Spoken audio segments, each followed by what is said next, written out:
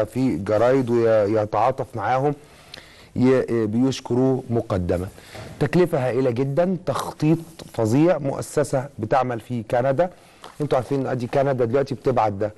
لندن فيها محطة اسمها العربي، الجزيرة شغالة انتاج افلام وثائقية، والتاريخ يكتب بعين واحدة فقط، هي عين كل خصوم الشارع المصري والشعب المصري الذين وقفوا ضد ظلم جماعة الإخوان المسلمين في 30 يونيو. كل ما كان قد قبل من قتل الصحفيين، من قتل الناس، من تهديد الناس في لقمة عيشها، من مطاردات في الشوارع، من سيوف، من بنادق، من رشاشات آلية للجماعة الإخوان، من حصار للمدينة، من قتل مواطنين، من اشتباكات، من تهديد بحرب أهلية، من أسلحة في رابعة. النهارده واحد منهم من يعني الفتيان والغلمان بتوع خيرت الشاطر مطلع معترف من باب الفخر انه كان في اسلحه في رابعه، ترسانه اسلحه كبيره في رابعه.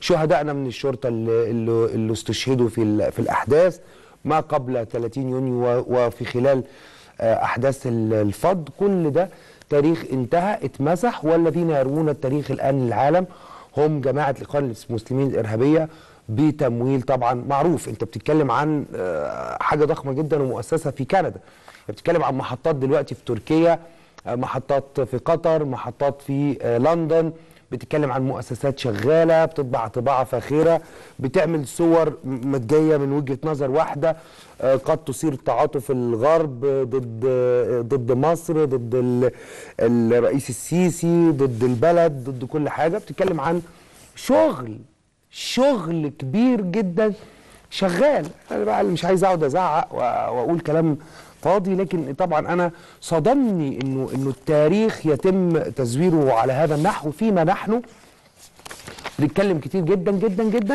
وما بنعملش